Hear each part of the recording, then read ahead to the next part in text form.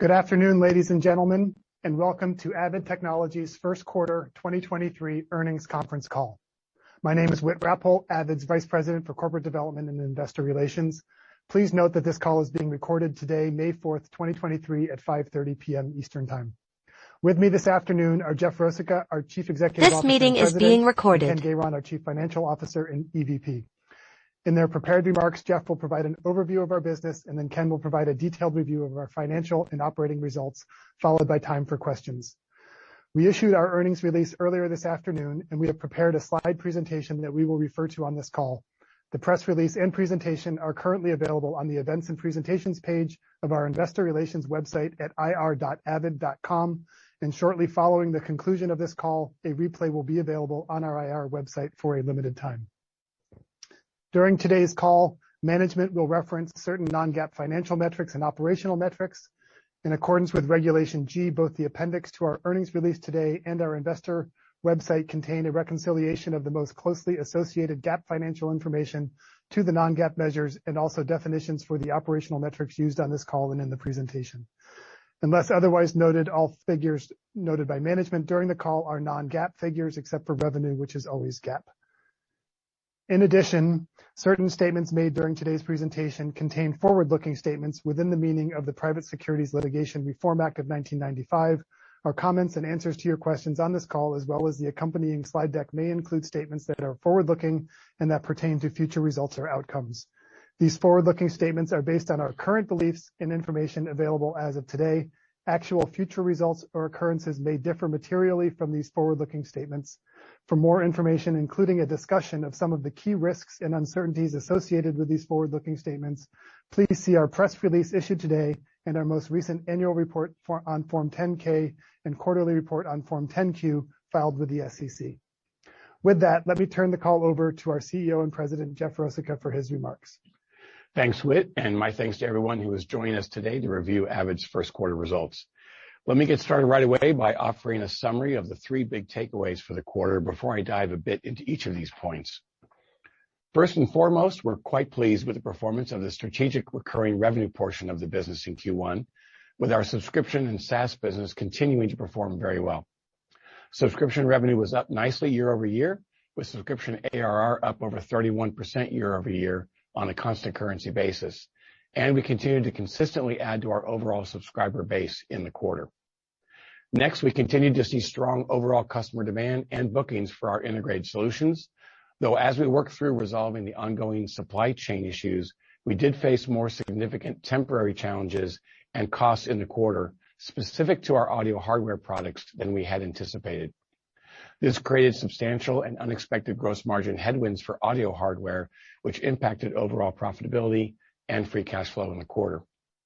We firmly believe that these issues are transitory as we work through resolution of these issues caused by the impacts from the macro supply chain situation, and our teams have good line of sight to resolve the majority of the issues we're currently seeing as we proceed through the balance of the year, and we expect to normalize hardware gross margins by the second half of 2023.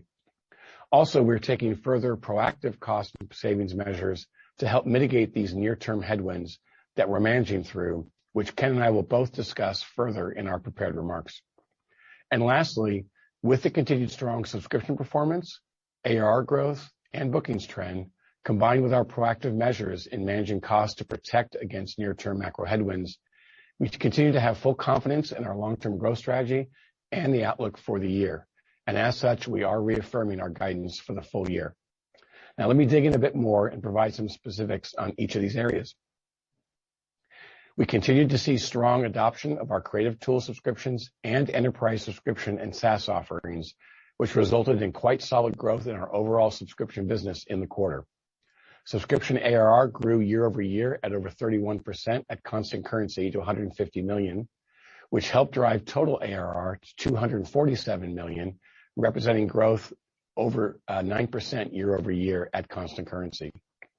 Our subscriber base continued to grow nicely, with us adding approximately 20,700 active paid software subscriptions, which brings our total to over 526,700 at the end of the quarter, representing an increase of 22% year-over-year. Our creative tools are an essential part of our subscription growth, and we continue to see strength in this area, especially for the key products Pro Tools and Media Composer. As part of our growth strategy in the music creation segment, we continue to innovate and further grow the Pro Tools subscription business with current customers and also attracting more of the next generation music creatives. As we continue to ramp up our strategic focus on the music creation space and are gearing up for a very important product release planned for the second half, we announced a new Pro Tools program called Sonic Drop, which provides subscribers access to a monthly mix of new samples, loops, and instrument presets. I'm really excited about the new Pro Tools innovation that is coming for music creators, and we look forward to unveiling it later this year, as we strongly believe that extending Pro Tools deeper and wider into the music creation space should drive meaningful acceleration in subscriber growth. Adoption of enterprise subscriptions continues to trend very well, increasing our confidence in the growth trajectory of our overall subscription business. And ARR per subscription seat continued to improve as enterprise subscriptions becomes a larger portion of the business.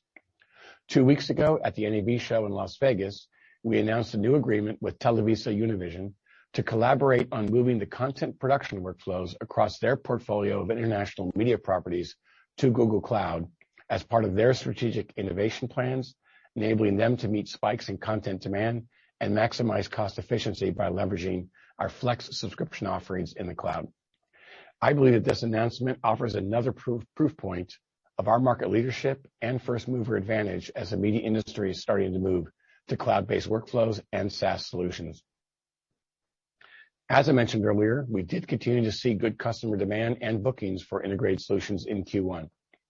While integrated solutions revenue increased slightly this quarter to $28.7 million, our backlog does remain elevated due to the remaining supply chain constraints and continued good demand. And we ended the first quarter with a backlog of over $20 million. We still expect to resolve the current situation over the next couple of quarters and expect to end 2023 in a more normalized state. And as I highlighted before, during the first quarter, we did experience greater gross margin headwinds than we anticipated with our audio hardware products.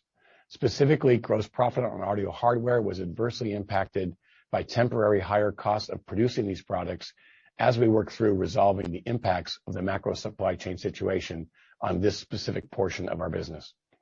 The impact on the audio hardware gross profits did have a flow-through impact to EBITDA, EPS, and free cash flow in the quarter.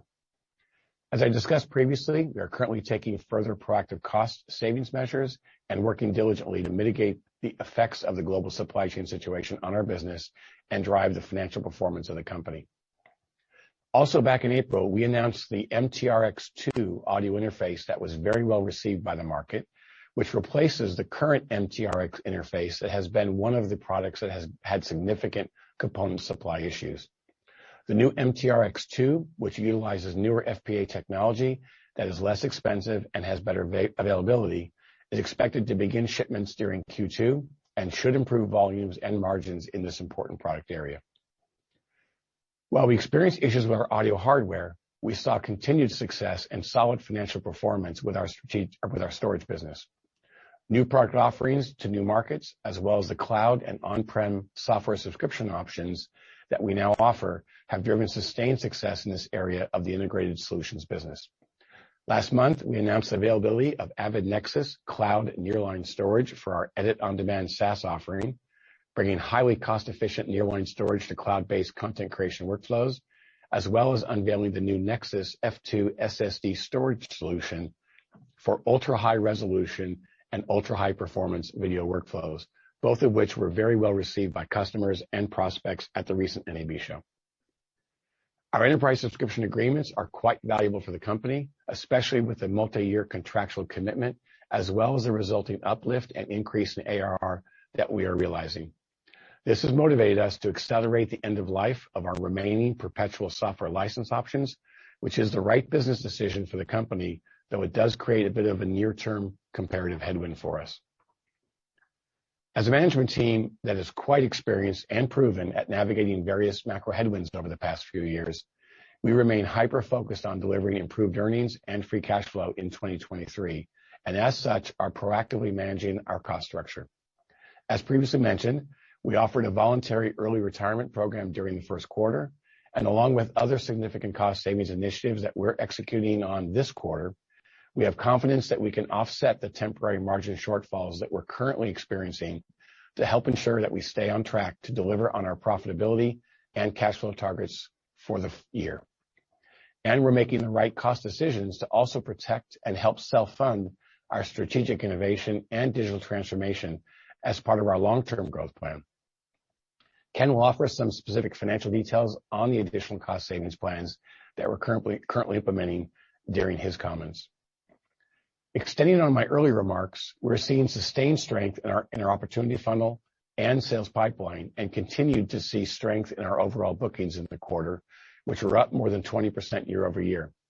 One of our global routes to market is through our channel partners, and as we've talked about previously, we have established an agreement called the Strategic Purchase Agreement, or SPA, as a premium level of the Avid reseller program, which is only available to our highest performing, most engaged, and invested partners.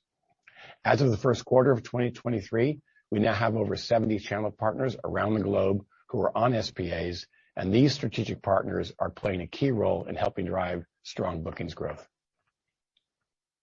Now let's talk about where we see things going forward from a business perspective. We expect continued strength in subscription and an increase in ARR going forward. As I mentioned on the call last quarter, we believe ARR is really the right metric for investors to understand the real underlying growth trajectory of our subscription and SaaS business.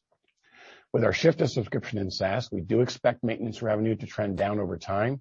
However, we do expect increased hardware shipments, planned pricing adjustments, and solid renewal rates to contribute to stabilizing maintenance revenue during the remaining quarters of 2023. We will continue investing in innovation and digital transformation, which are important to our strategic growth plan, while very carefully managing our overall cost structure. As I mentioned earlier, we will focus on self-funding our growth initiatives through specific restructuring efforts and proactive cost management and controls. As this management team has done multiple times previously, we are committed to taking the appropriate actions to deliver profitability throughout business cycles, and we're taking the actions to do so again as we navigate the current macro environment. With an improving line of sight to resolving the current supply chain challenges, which admittedly have been a bit more stubborn to resolve than we anticipated, we do fully expect the supply chain conditions temporarily impacting audio hardware shipments and margins to gradually improve starting in Q2 and through the second half. With the planned cost savings measures, along with planned price actions to address our audio hardware concerns, I am confident that we have the necessary action plans in place to mitigate these issues by the second half of 2023. While we are taking a cautious stance for Q2, we remain confident in the overall performance trajectory of the business, and with the continued strength of our subscription business and bookings trend, combined with the proactive measures we're taking to manage costs in order to protect against near-term macro headwinds, we continue to have full confidence in our long-term growth strategy and the outlook for the year. And as I mentioned in my opening comments, we are reaffirming guidance for the full year. So with that, let me now turn the call over to Ken to review some of the financial details. Take it away, Ken. Thank you, Jeff, and good afternoon, everyone. In the first quarter, we continued our strong performance in our core subscription business in growing our recurring revenue. Our focus for the remainder of 2023 will further build our high-margin subscription revenue, proactively manage our costs, and continue to stay on track with our long-term model. We expect these efforts to result in improving profitability as we move through 2023. Given this, we are reaffirming our annual guidance for fiscal year 23. With that, let's now turn to the details of our first quarter financial results. Annual recurring revenue, based on the annualization of subscription and maintenance bookings, was $247 million in the first quarter, an increase of $19 million or 8% year-over-year, and 9% year-over-year at constant currency. Growth in ARR was due to subscription ARR growth of 30%, as we continue to convert maintenance customers to subscription revenue at healthy uplifts while adding new customers. At constant currency, subscription ARR increased 31% year-over-year. Additionally, the unshipped integrated solutions backlog, which was $20 million at March 31st, negatively impacted the maintenance ARR, as the unshipped orders would have contributed about $2 million to maintenance ARR, negatively impacting ARR growth by 1%. Absent this, our ARR growth would have been in excess of 10% year-over-year at constant currency. We continue to focus on growing our recurring revenue from subscription, maintenance, and other revenue under long-term agreements to drive greater predictability in our business. As of the end of the first quarter, LTM recurring revenue was 85% of total revenue, up from 79% a year ago and in line with our long-term model. Now let us look at the results of the first quarter of 2023, beginning with subscription. We are encouraged by the continued growth of our subscription base. Our total active paid software subscription count reached approximately 526,700 at the end of the first quarter, an increase of 22% year-over-year. Creative subscription growth was healthy and solid, and enterprise subscription performance in the first quarter continued to exceed our expectations. We added approximately 13,300 new creative subscriptions for growth of 14.8% year-over-year, led by a sequential increase in both Pro Tools and Media Composer net adds and continued growth in Sibelius. We now have over 100,000 Media Composer subscriptions, an important milestone for the company. Overall, we are highly confident in the consistent growth of our creative tools subscription business, but expect to see strong improvement in license growth in revenue in the second half with the introduction of our music creation applications in Pro Tools that Jeff mentioned earlier. Moving to our enterprise business, Media Central subscriptions grew to approximately 53,300, an increase of about 7,400 during the first quarter, representing year-over-year growth of 176%. The increase in enterprise subscriptions furthers our confidence in the transition of our existing customer base to subscription. We believe we have converted about 40% of Media Central maintenance customers to subscription as of March 31 and still have a large opportunity in Media Central ahead of us, plus over $40 million of storage, video server, and graphics maintenance that will move to subscription over time. As our enterprise subscription business continues to become a more meaningful part of our subscription mix, it is continuing to positively impact our overall price per seat, as the price of an enterprise seat is a multiple of the price per seat of a creative seat. The impact is helping to drive a 6.7% year-over-year increase in subscription ARR per active paid software subscription. The consistent growth in the number of paid subscriptions drove continued growth in subscription revenue during the first quarter, which reached $39.4 million, an increase of 19.5% year-over-year and 21.2% on a constant currency basis. Now moving to subscription plus maintenance. During the first quarter, maintenance revenue was $22.6 million, down 20% year-over-year. Many maintenance contracts are renewed around year-end. We have seen an associated decline in software maintenance from Q4 to Q1. As we continue to successfully convert our enterprise customers to subscription offerings at healthy uplifts in excess of 150%, we expect to see a reduction in the related software maintenance revenue from those customers. However, we expect hardware maintenance revenue to improve due to the price increases, plus expected higher hardware revenue and associated maintenance beginning in the second quarter, as we expect our backlog will be depleted to normal levels by year-end.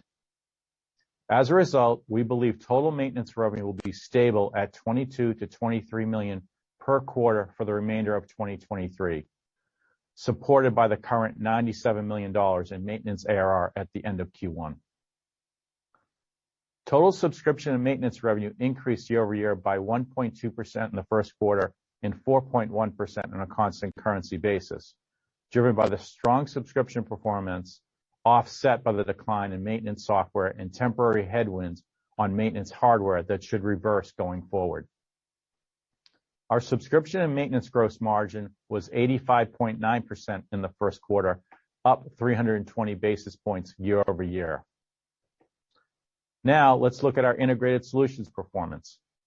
In the first quarter, integrated solutions revenue was $28.7 million, an increase of 1.8% year-over-year, as we continue to work through the remaining supply chain issues that have hindered our audio hardware production capacity. We ended the first quarter of 2023 with $20 million of contractually committed backlog at March 31st. Our integrated solutions gross margin was 29.2% in the first quarter, down 1,200 basis points year-over-year.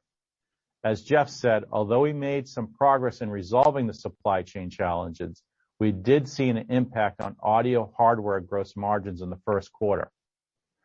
Approximately $1.5 million of the year-over-year gross profit decline was due to purchase price variation in the cost of components for audio hardware. $1.1 million was due to the shipments of audio hardware in the quarter from aged backlog at old sale prices, but higher components costs. And $900,000 was due to a higher mix of lower margin audio products in the quarter and higher production costs. Together, these impacts caused a $3.5 million year-over-year gross profit decline in the quarter, which flowed directly to operating income and EBITDA.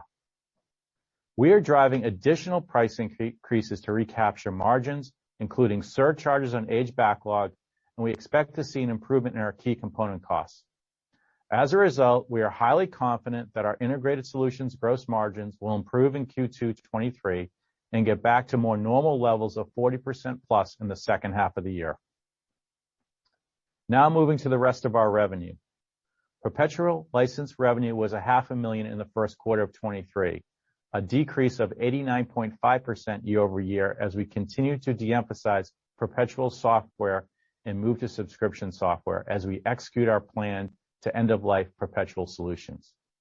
The large amount of perpetual revenue in the prior year made our year-over-year comparison more challenging in Q1 2023, but moving forward, the amount of perpetual revenue in our prior year periods will be much less of an issue for year-over-year comparisons going forward.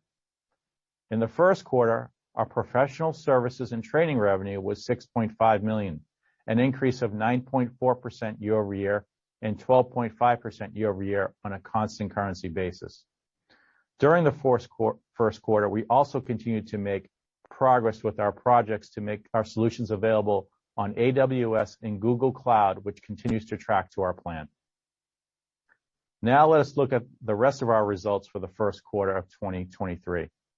Total revenue in the first quarter was $97.8 million, down 2.8% year-over-year and flat at constant currency, reflecting the strong performance across subscription as well as the perpetual decline.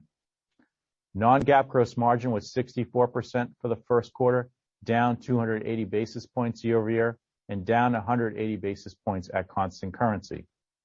This was due to the decline in integrated solutions gross margin, despite strong margin improvement from our strategic subscription and maintenance revenue, as discussed previously. Non-GAAP operating expenses were $52.2 million in the first quarter, a $2.5 million increase year-over-year. As part of our efforts to control our spending while preserving our ability to invest in high growth areas, we have taken several actions. During the first quarter, we implemented a voluntary early retirement program, which is expected to reduce costs by approximately $2 million in fiscal year 2023. In the second quarter, we are implementing a restructuring which is expected to reduce costs by an additional $13 million in fiscal year 2023. As a result of these actions and other cost savings efforts, we expect our operating expenses to decline in the second half of 2023, resulting in operating expenses of approximately $215 million for fiscal year 2023. There is buy-in across the entire senior management team on managing our cost base while protecting investment in our subscription business to drive improved profitability and long-term value creation for our shareholders. Adjusted EBITDA was $12.7 million in the first quarter, down $6.5 million year-over-year, reflecting the lower gross profit from integrated solutions and higher operating expenses as discussed. Finally, non-GAAP earnings per share was 15 cents for the first quarter, down 18 cents year-over-year, reflecting the lower adjusted EBITDA and higher interest expense due to increase in base rates. Free cash flow was negative $6.5 million in the quarter, down $11 million year-over-year due to the reduction in adjusted EBITDA and higher inventory to support the planned increases in integrated solutions shipments starting in Q2 '23, plus timing of receivables collections at the end of the Q1. We ended the first quarter of fiscal year 23 in a strong financial position with net debt to EBITDA of 2.1 times. As discussed during our fourth quarter and fiscal year 2022 earnings presentation on March 1st, we will continue to invest in our growth initiatives to drive our subscription revenue, but we'll be very prudent in our overall expense management to improve our free cash flow in 2023. Also, we expect working capital to be more of a benefit in the second half of 2023, which should assist free cash flow along with the improvements we expect to see in our profitability. Finally, we continue to execute corporate actions to enhance long-term shareholder value.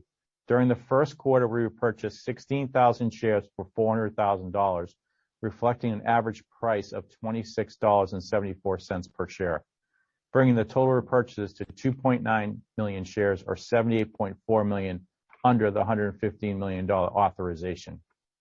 We will continue to deploy capital prudently in the most responsible way to drive long-term shareholder value. Let's now turn to guidance. As Jeff said, we are confident in the underlying strength of our business. We expect continued strong growth in our subscription business and a positive trajectory given the strength in our bookings the last 2 quarters.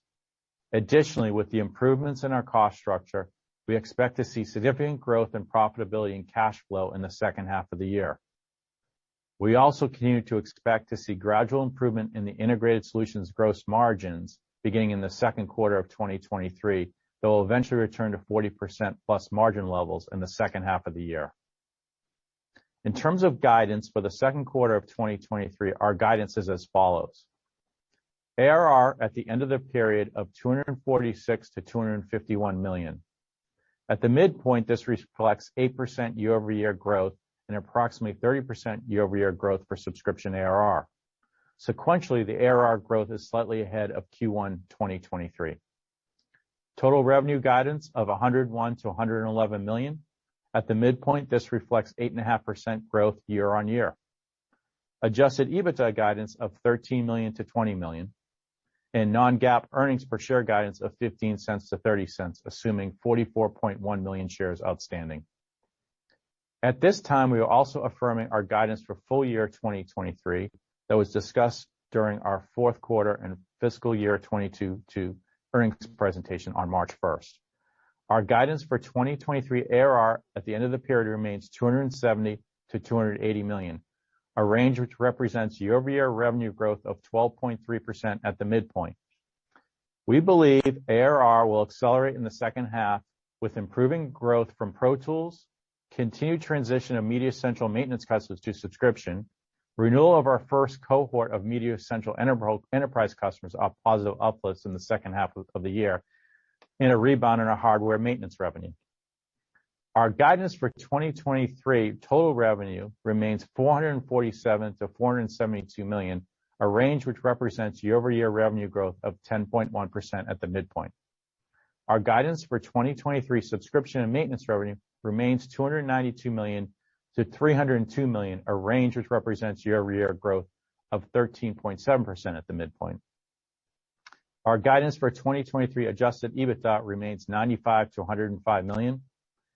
Our guidance for 2023 non-GAAP EPS remains $1.53 to $1.75, assuming 45 million shares outstanding. And our guidance for 2023 free cash flow as adjusted remains $50 to $60 million, which includes $7 million in cash restructuring charges. Our 2023 free cash flow guidance reflects the improvement in profitability and improvement in working capital, slightly offset by higher cash interest expense due to higher base rates and restructuring costs. With that, I'd like to turn the call back to Whit. Thanks, Ken. Thanks, Jeff. One slight correction, share count for the EPS guidance for the full year is 44.0 million. That concludes our prepared remarks, and we are now happy to take questions. Please limit yourself to one question and one follow-up. Our first question is from Josh Nichols at B. Riley. to be followed by Terry Tillman. Josh, please go ahead.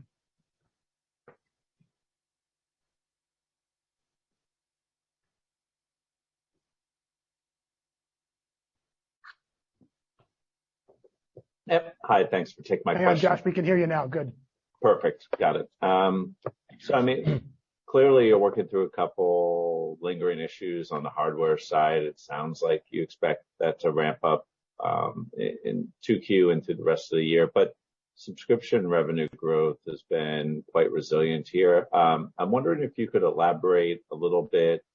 You have this new Pro Tools offering that's going to support the growth acceleration in the second half. Also, anything that's coming on the SaaS front that you think is going to be driving accelerated growth, whether that's work with AWS or anything else, if you could give us a little bit more color on that. Yeah. Hi, Josh. This is Jeff. So yes, actually, there's a few things. Now, there's now we haven't announced it yet, but we have at least told the market, as you know, that there is a new innovation coming around Pro Tools for music creation. That is going to announce in the second half and will have impact in the second half, especially in that music creation space. So a lot of the work that we're doing now with Sonic Drop and some of the new like Groove Cell and Synth Cell and Play Cell, the work we're doing like on the tiering with the artists, Pro Tools artists, all of that is basically readying the playing field for what we're going to launch here in the second half. So that's going to help us. Pro Tools is already performing quite well. I think that's going to give us another boost and lift in the second half. We also do have more things coming around our subscription offerings on the enterprise. There's new releases of Media Central and some new applications or modules coming with that. We're extending more with we just recently showed a preview of something we call Stream.io. We're also doing some new things around storage subscription, and that includes some of the cloud deployments. I can't give you specifics I'm not allowed to give specifics yet on cloud by cloud, but let's just say that is all coming in the numbers. So we have a number of things that's going to help us in the second half, and we're looking forward to that. Hope that answers the question. Oh, Josh, I should have said one more thing. There also is, we have tech previewed it. I just remembered we can say something because it was tech previewed at NAB. We have edit on demand right now. We do have a more expanded version that we call production on demand or Avid on demand. We haven't nailed the name, but we did show it in preview at NAB, so I can talk about it. And that is coming before the end of the year also. And that's a very much enhanced SaaS offering.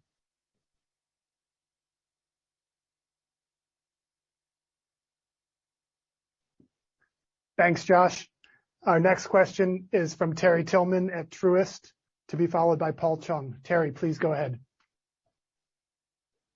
Yeah, thanks, Jeff, Ken, and Whit. First of all, can you hear me okay? Yes, we can, Terry. Yeah, perfect, Terry. Okay. You said I can have a question and a follow-up. One of these questions may potentially almost be a two-parter, but I'm gonna give it a go. For Jeff, one thing I'm curious about is it sounds like you're going to have your first cohort of Media Central renewals in the second half of the year. So it sounds like an important milestone. Yes. How are those conversations going, and what kind of visibility do you potentially have around either their product or subscription expansion? And then the second part of this first question is, was the 20% bookings growth about where you expected or above your expectations? Love some color on that. And then I had a follow-up for Ken. Thank you. Yeah, perfect. Hi, Terry. So on the question regarding the cohort, yeah, the cohort does start in the second half. It's late Q3 and into Q4. The customers that are in that cohort, we know them pretty well. They're very stable and sticky customers, I believe. Those discussions are just starting, so I wouldn't want to get ahead of it to talk about what we would precisely expect. But we've got a pretty good handle on what we believe is possible and what is likely in the opportunities for those customers. So I'd say for us, it's a good thing coming, and we're excited about it. So I wouldn't want to get ahead of that, obviously, also on a public call. I think on the in general, I think that's kind of where we see it. On the bookings trend, it was a little bit better than we expected initially. It's driven a large, as I talked about, our strategic purchase agreements, which are with some of our biggest and let's say highest performing channel partners. They really had a heavy hand around the world in driving growth through their programs. And so we're really seeing some great performance from those partners, and it did perform a bit better than we'd expected. So it was nice to start the year with that out of the gate.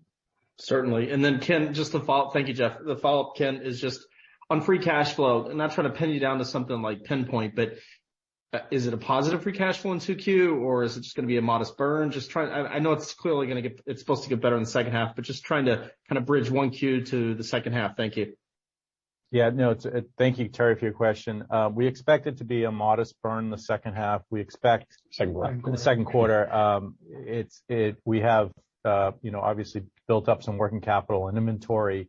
And, we did announce our cost reduction and cost plans, but we're only going to get a partial savings of that in the quarter because they're going to be, impacting really in mid-May. So, cash flow will be much stronger in the second half of the year, and that's historically, what Avid has delivered, just given the seasonality in terms of some of the business. So the cash flow generation will be more in the second half of the year. Thank you. Thanks, Terry. Our next question is from Paul Chung at JP Morgan, to be followed by Jack Vander Aarde. Paul, please go ahead. Hi, thanks for taking the question. So just want to follow up on the guidance. Can you talk about the confidence to kind of reiterate fiscal year 23 guide? What are, some key drivers that could maybe provide some upside there? And is the variability mostly on the hardware side that's causing some uncertainty? And then, or are you seeing maybe some step ups in subscription, maybe across enterprise that gives you more confidence? Yeah. So why don't I take it and then Jeff can follow up. So, we feel really highly confident in hitting the 2023 guidance, given the booking strength that we have and the plans that we have for improving our audio hardware margins and the improvement in the operating expenses. So I think that's in general. In terms of the revenue, we have talked about the improvements that we're going to have in our creative tools business with Pro Tools. That will drive additional revenue, and we will then have additional revenue growth in Media Central from continued new customers and converting the existing base, plus renewing the cohorts, plus additional revenue in storage and servers as those move to subscription. So we feel good about the revenue growth and subscription and strategic revenue. We also have the backlog that will be shipped in the second half of the year. So that will drive the revenue towards the midpoint of the guidance levels that we have. To achieve the higher end, we need to probably overperform on the Pro Tools side, or have better uplifts on the Media Central, given those are two of the biggest revenue components in subscription. As that drives the growth, that will drive improving gross margins for the company. And with the OpEx that we have a clear line of sight to, we feel really good about the EBITDA generation based on that revenue growth that will be incremental to what we see today in the first half. So we have a clear line of sight to the improvements in the P&L that will allow us to hit the guidance and then generate the positive free cash flow from the improvement in EBITDA and working capital as we go through the year. Great. Thanks for that. It's very helpful. And then follow up, just revisiting the long-term growth model to 2025. Where do you think we are on plan across the segments, and where do you think we can see kind of better improvement in your view across the line items? And that's it for me. Thanks. Yeah, no, I think in general, we continue to be, if you think about the top line revenue, we continue to be, in line with the long-term plan with the creative subscription growth, kind of, being in the 25% area. We expect to achieve that as we look out, given the innovations in the creative tools and the large TAM that we have in both Pro Tools. On enterprise subscription, we have a lot of maintenance to continue to convert in Media Central, and also our storage servers and graphics products that will go to subscription. So that's all ahead of us. So we expect that to continue to deliver on our enterprise subscription, which has been a good growth engine for the company.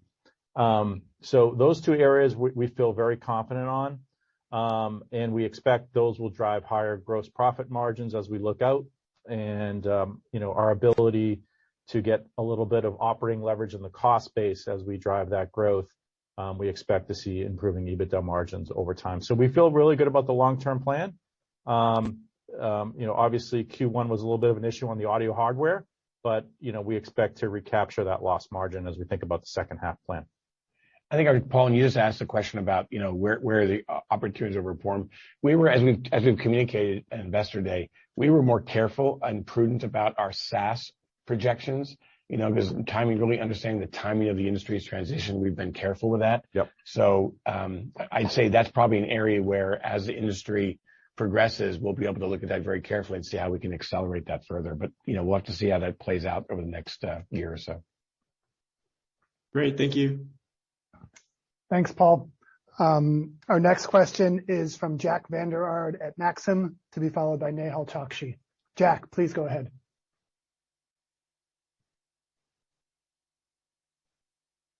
Hey guys, can you hear me okay?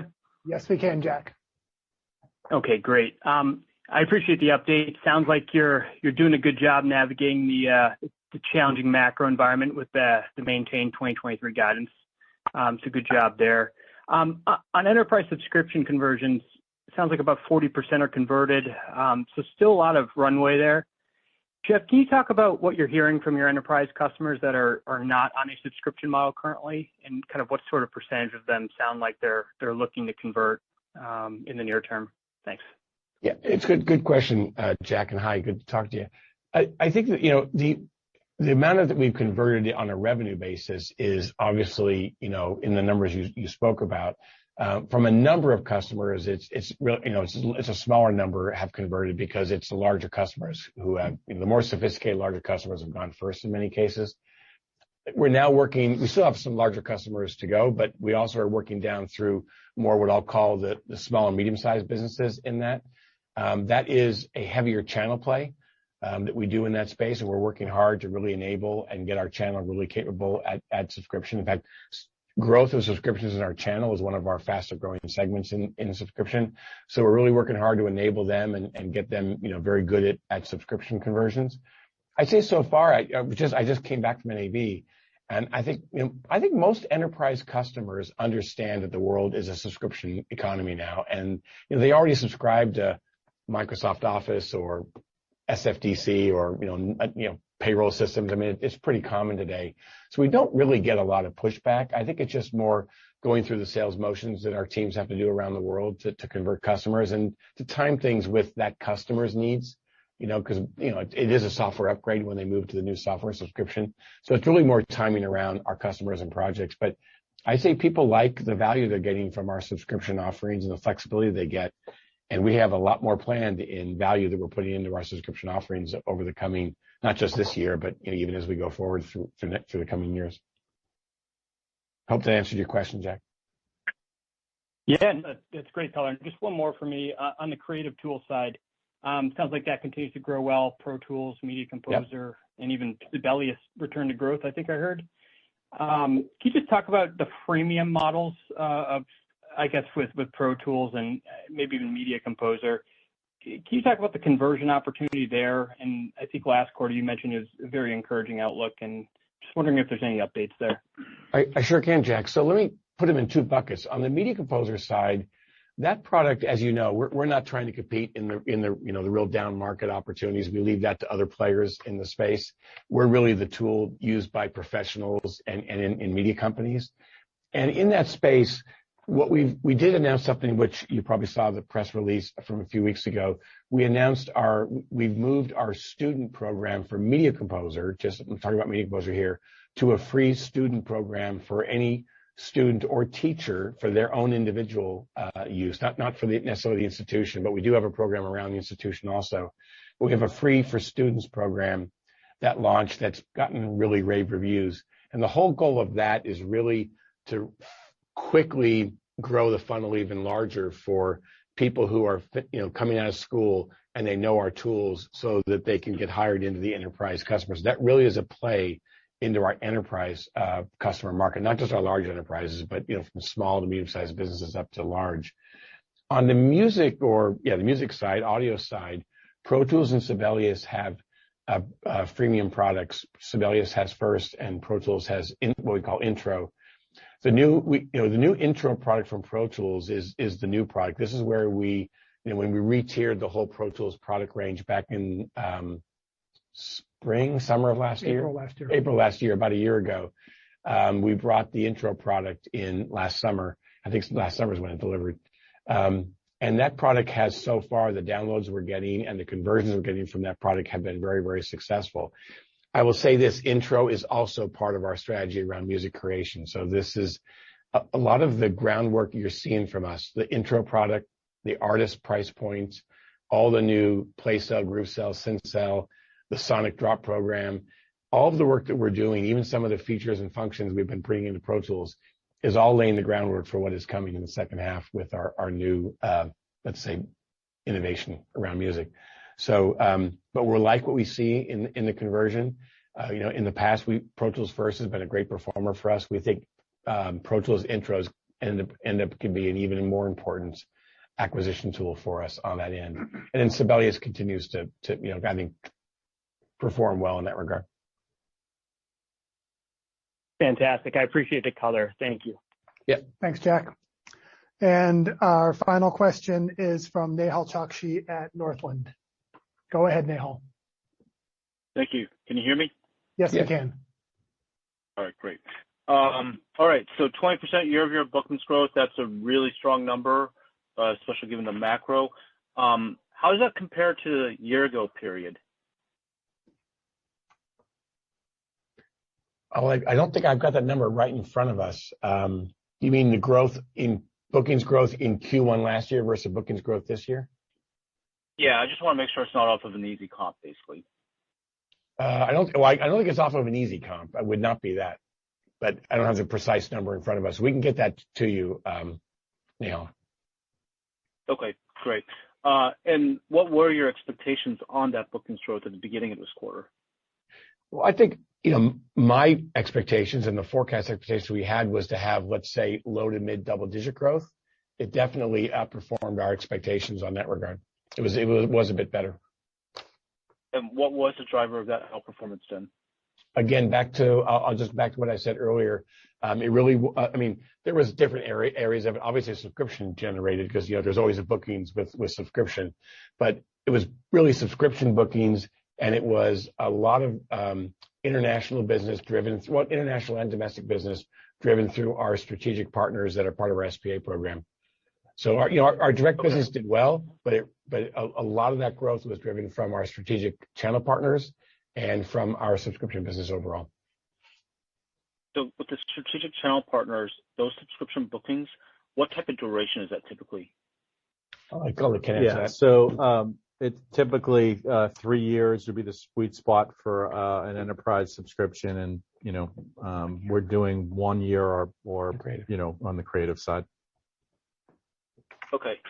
And so what I'm trying to get into here is their total incremental ARR. That was up only $2 million versus $6 million a year ago. And it seems like the driver of that lower incremental ARR is subscription. So I'm just trying to reconcile this strong subscription bookings with what appears to be a weak incremental subscription ARR. Can you help me bridge that? Well, I think, when I look at the ARR, it was the maintenance ARR that was more of a challenge in Q1. The subscription ARR was over 30% growth. And it was the maintenance ARR that, was weaker. And when we looked at it, when you think about the components of it, the audio hardware challenges that didn't drag maintenance was a driver.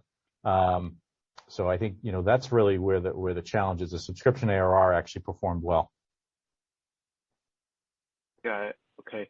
I guess you typically look at the year-over-year growth as opposed to the absolute dollar Q-over-Q ARR growth as your key performance indicator?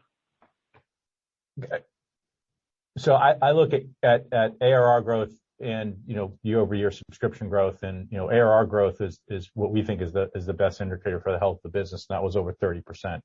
And we expect that to be on a year-over-year basis. Similar, on a year-over-year basis. We expect that to be similar in Q2, per my comments. Can I say that we do track sequential? We track it sequentially as well, but, I'm just giving you the year-on-year comparison.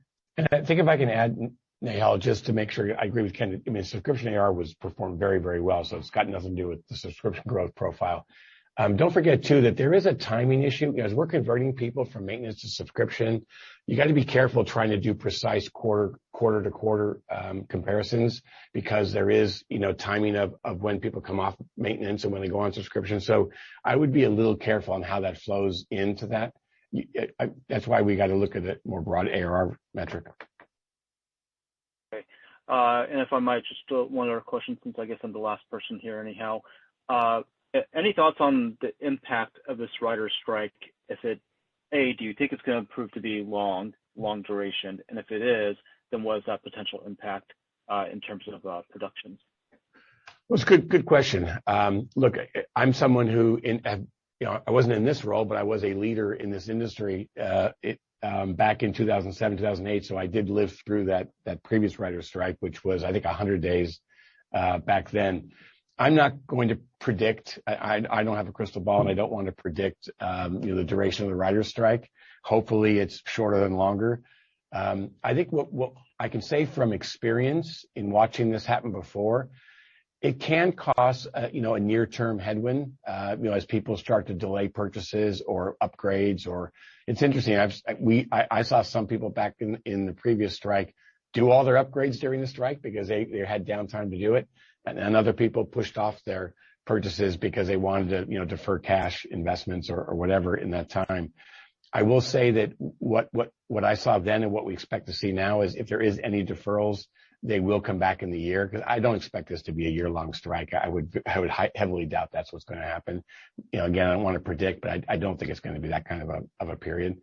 But I think whatever we see in any deferrals, et cetera, they will return, in the year, because the needs and the capacity needs are still out there in the market. They just may be some deferral. It's part of the reason that, and the supply chain audio headwinds is the reason we're taking a little more cautious stance on Q2. How long does it take from a script being written to it be impacting post-production needs where you guys are really playing here? Oh, that's Nehal, that depends on the type of programming. It can impact a nightly, late night show in one day. It can impact a streaming show in a few weeks to a couple months. It depends on the type of production, the production schedule, how many scripts they've already got in their pocket. That's not I don't think there's a precise description of that.